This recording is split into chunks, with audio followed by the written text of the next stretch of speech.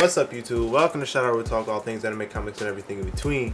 And as y'all can tell, we about to solve one of the greatest mysteries in like TV show history. Like, that's really what it is. We are gonna go over who is Red X. Now I'm gonna go over a little bit of his backstory, how he first appeared, and we're also gonna go over people's speculations on who it is, who I truly think it is, even though it's not 100% confirmed by DC who it truly is. But it is confirmed that one of the DC is not going to reveal who Red X truly is, even though I'm only focusing on the TV show version of the comic book, a TV show version of Red X. There have been 4 people in the comics to play don the Red X mantle. Brick Pederoso, mysterious second person who I believe has some affiliation with the Court of Owls, so which means he is a Talon based off of this picture that you see on your screen. Dick Grayson, and there is a mystery third person that we don't know who the fuck it is. When it really comes down to it, his history is basically he first showed up in the episode Mask and Teen Titans, where basically Robin played as Red X just to get close to Slade. Ending up, that really didn't play out too well because he got caught, ending up got handed an L, and decided, no, I'm hang up this mantle. Red X showed up again in episode X, where a new person donned the Red X mantle, and that person was able to hand the Titans an L and be equal or fairly equal to Robin in hand-to-hand fighting, or just be equal to Robin in general when it comes down to it. The reason why I'm bringing all this up because it brings up a lot of questions and also leads me into the speculation. So first things first, people believe that it's an alternate version or a future version of Dick Grayson, because Dick Grayson is the Robin that played, I don't know what's over here, Red X in both the comic books and in the TV series. The only problem with that is that each version of Red X that has been said that Dick Grayson has played always does the same thing. It's always in this time frame of basically Robin, Red X, Nightwing.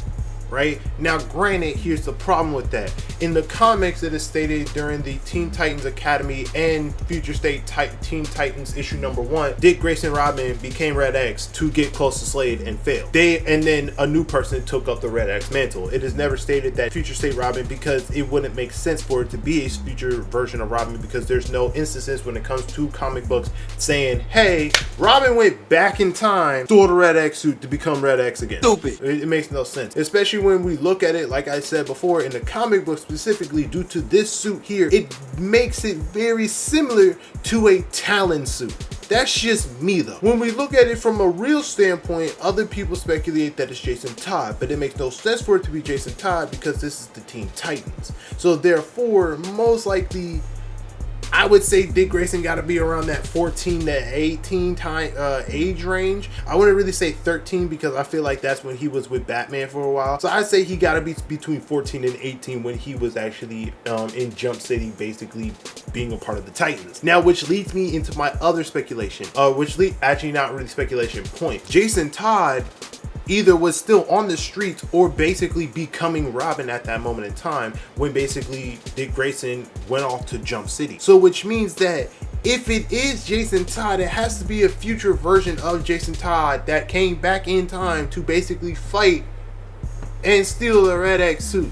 But again, it makes no sense because every single storyline where we know about Jason Todd became Robin, caught the crowbar, brought back to life, became Red Hood. That's what we know. There's no instances of it being Jason Todd, especially when we look at it from the standpoint that Red X in the episode X, when he was ending up being held in that little like containment thing that was holding Xenothium, basically Red X was taller than Robin. And we all know for a fact, most of the time when you're taller than somebody, which means you're older than them. Now there are instances where, you know, there are people that are taller than you but they're younger than you, but you know, 50-50 is either genetics or some other reason that's in this world. But truthfully, when it really comes down to it, it most likely means that Red X is older, especially when we look at the real fact that Red X always refers to the Titans and Robin as kids, and his hand-to-hand fighting is similar, if not it is somewhat equal to Robin, which means whoever trained Red X had to have the same, if not similar, training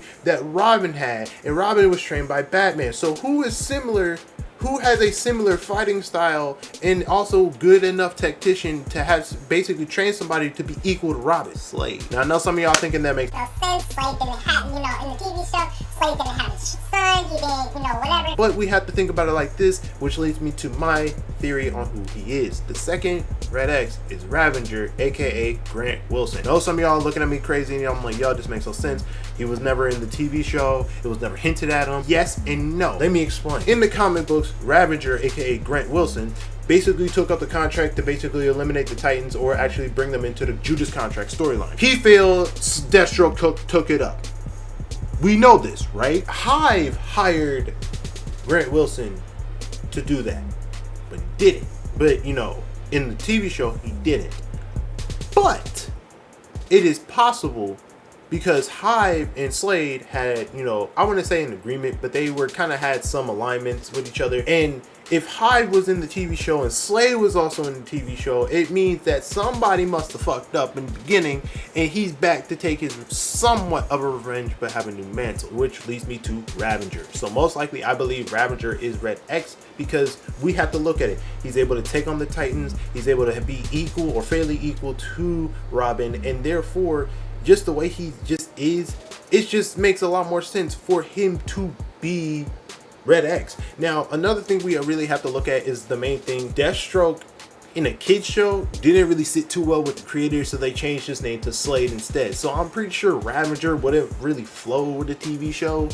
So I'm pretty sure they changed his name to Red X, and that's why he was in the second episode, X. So that just makes a lot more sense. But hey, that's just my 2 cents, and especially at the fact that in the comic book, there are 4 people, and the second person is mysterious, and I believe he has some affiliation to the Quarter Owls. I'm just saying what I'm saying referring to the TV show makes a lot more sense, because that was the one we mostly covered. But hey, that's just my 2 cents. I just want to let me know in the comments if y'all agree or not. And yeah, I'll catch you on the next one. I'm out.